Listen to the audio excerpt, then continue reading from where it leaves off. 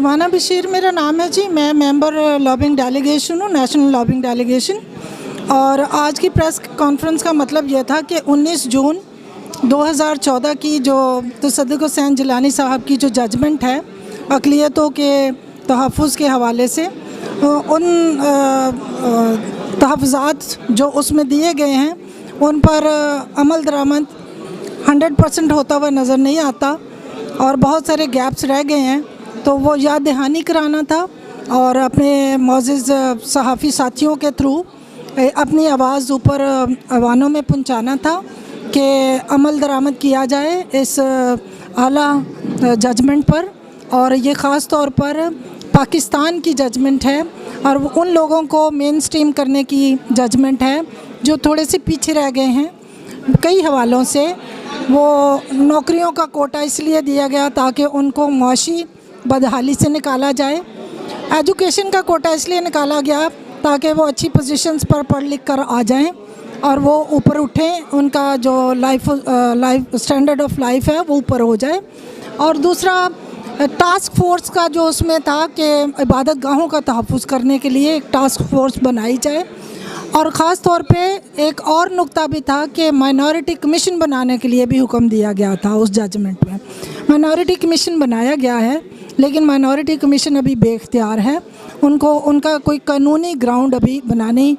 चाहिए और उनको असेंबली के ज़रिए से अगर लाया गया जाएगा तो वो एक मज़बूत बाइख्तियार और वसाइल के साथ कमीशन बनेगा तो वो अपना किरदार बेहतर अदा कर सकेगा। जी, मेरा नाम हारून सरबदयाल है और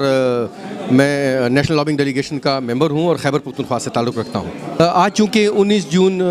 है और इस हवाले से 19 जून 2014 को जो तसद्दुक़ हुसैन जिलानी साहब ने जो माइनॉरिटीज़ के आइनी हकूक़ के तहफ़्फ़ुज़ के हवाले से जो जजमेंट दी थी उसकी याददाश्त का दिन है। उसकी बुनियादी वजह यह है कि मुमकिन होना चाहिए था कि माइनॉरिटीज़ के हकूक़ के तहफ़्फ़ुज़ के हवाले से पूरी दुनिया में जो पाकिस्तान का चेहरा जो है वो मसख़ किया जा रहा था। हमारा जो फोरम है वॉलंटियर्स जो है, हमारी कोशिश यही होती है कि हम अपने आइनी हकूक़ के तहफ़्फ़ुज़ के लिए मजाज इदारों के साथ रब्ता कारी करें ताकि टेबल टॉक के ज़रिए मामलात को हल किया जाए। लेकिन और हम नहीं चाहते कि हम दीगर आवाम की तरह जिनको के टाइम नहीं मिलता, जिनके लिए स्पेस जो है हमारी डिस्ट्रिक्ट, प्रोविंशियल और नेशनल लेवल जो इदारे हैं वो उनको टाइम नहीं देते, इसलिए वो रोड्स पर आकर अपना एहतजाज करते हैं जिससे कि मुल्क दुश्मन अनासर या पाकिस्तान की जो तहफ़्फ़ुज़ और इसकी तरक्की के जो दुश्मन हैं वो इनके लिए चैलेंजेस जो है वो खड़े कर देते हैं। और हम समझते हैं कि हमारी फ़र्स्ट प्रायोरिटी और रिस्पॉन्सिबिलिटी यही है कि बीइंग नॉन मुस्लिम पाकिस्तानी होते हुए अपने मजाज इदारों को अप्रोच करते हुए अपने मुल्क और अपना जो हमारा जो इज़्ज़त नफ्स है उसको मजरू ना होने दे। इस हवाले से उसमें जो गारंटीज़ और वारंटीज़ जो जजमेंट में दी गई हैं, हम उसकी यादाश्त के तौर पे तमाम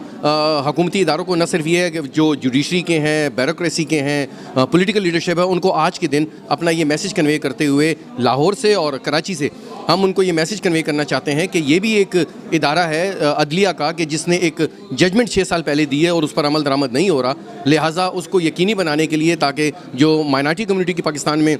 जो मुतालबात हैं 2% एजुकेशन कोटा का, 5% जो है वो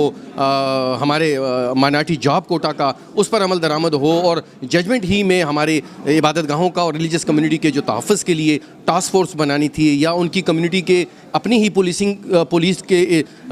जो अवाम है उनको लिया जाता ताकि इन इबादत गाहों में आने और जाने वाले लोगों का अच्छे अंदाज में उनकी पहचान हो सके। ऐसा ना हो कि पेशावर में जिस तरह के ऑल सेंट चर्च में वाक़या हुआ था ऐसा वाक़या दोबारा दोहराया ना जाए। और इसी तरह आपने देखा होगा कि हिंदू मैरिज एक्ट 2017 में और सिख मैरिज एक्ट 2016 में बना दिया गया, पूरी दुनिया में पाकिस्तान की तारीफ़ हुई, लेकिन आज 6 साल होने के बावजूद उसके जो रूल्स ऑफ बिज़नेस हैं उनको अमली जामा नहीं पहनाया गया, जिसकी वजह से पूरे पाकिस्तान के तमाम डिस्ट्रिक्ट और जो हायर कोर्ट्स हैं उसमें दर्जनों नहीं सैकड़ों केस जो हैं वो